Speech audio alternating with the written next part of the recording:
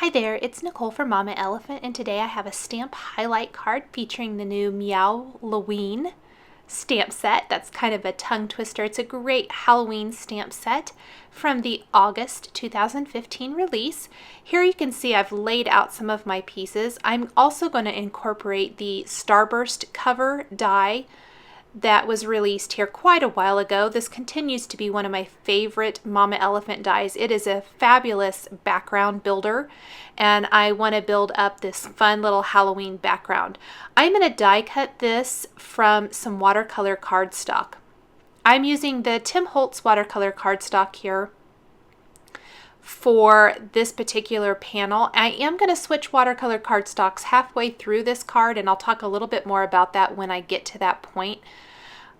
You can see the stars didn't really pop out. The watercolor cardstock's a little bit thicker, so they tend to not pop out. They did die cut all the way through, and I'll show you how I get those out here in a little bit.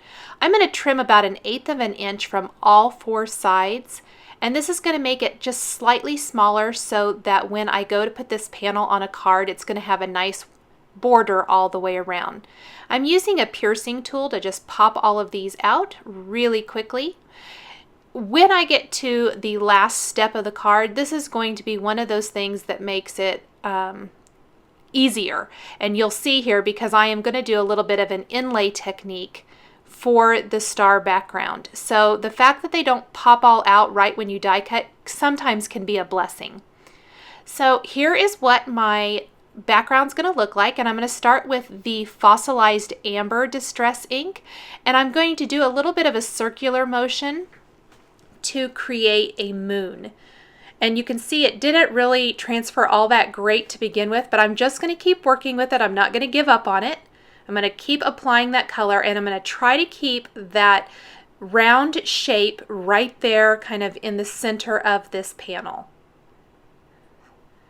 I'm not going to worry about it not being too terribly even. I am going to apply some water to this, which will help kind of even it all out.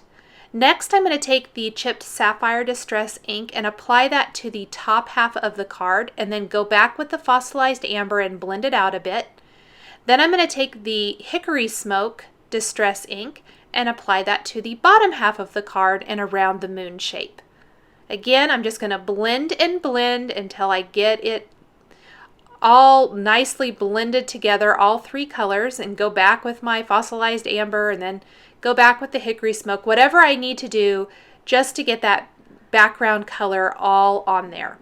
Now, once I have built up all 3 of those colors and have it the way I want it to look, I'm going to take a mini mister filled with water and spritz this background. You definitely would not have to do this step if you don't want to, but I think it slightly softens the look and it blends the colors together even more.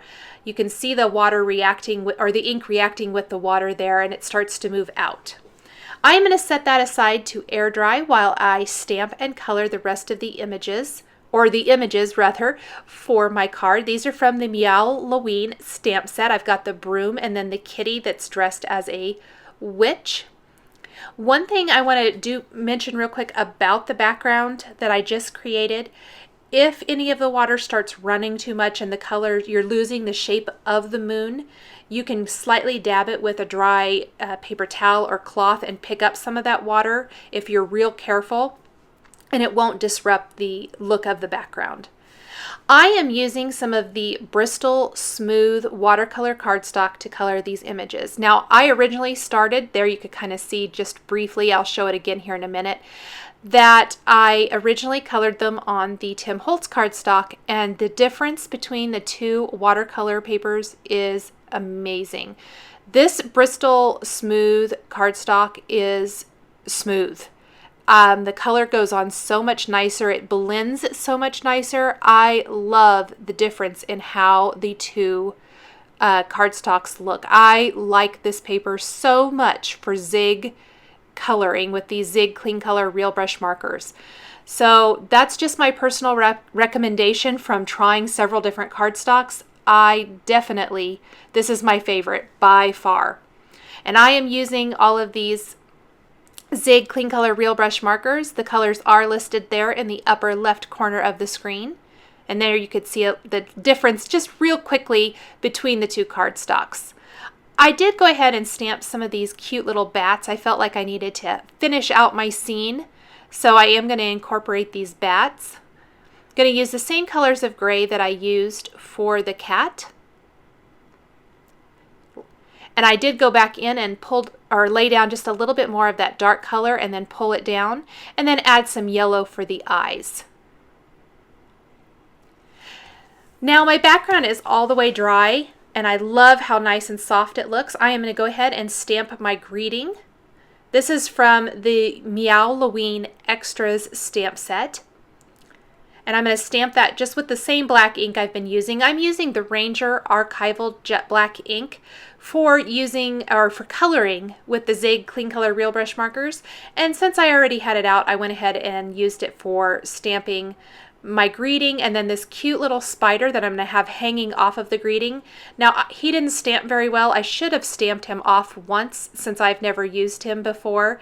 On a scrap piece of paper, I think that would have been better, but I will fix that here in a little bit and I'll show you how. I'm going to finish my greeting with this cute little Be Very Afraid. I like that you can kind of customize the greeting a bit, and then I'll glue the broom in place right above that. And then I will take a little adhesive and glue the cat in place as well. Sit the cat right there on top of the broom. Now I can take a black marker and just fill in any of that spider that didn't stamp really crisp and cleanly. So I will color in the body there a little bit first and darken that up, and then go over the legs to darken those up, and then around this eye here. I'm not going to worry about the pupil on the eye because I'm going to go ahead and color in the eye with a white gel pen. And I'm going to let that dry really well, and then I can go in with a black gel pen and color in the pupils. While that's drying, I am going to go ahead and color in the eyes on the cat and the nose, and that really darkens them up. That's my favorite tip for finishing off a design. I also added dots to the center of the bat's eyes, and then I can go down to the spider as well and finish him off.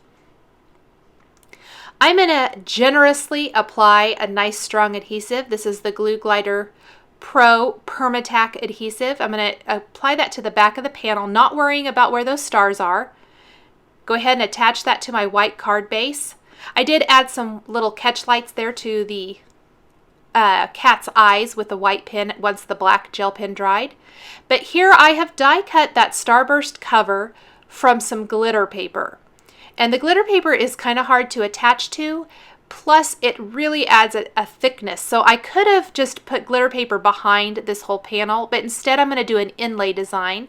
And because the starburst cover didn't go all the way through, didn't die cut all the way through. It did, but they stuck in there. It's easy to go ahead and take them out and attach those right into the background design. And I just used the quick stick tool and a little Zig glue pen. I'm going to finish with glossy accents on the eyes, and that will finish up this card design. Thanks for watching this video showcasing the new Mama Elephant Meowlloween Stamp Set and Dies. The supplies I've used are listed and linked below the video on YouTube. Thanks for watching, and we'll catch you next time.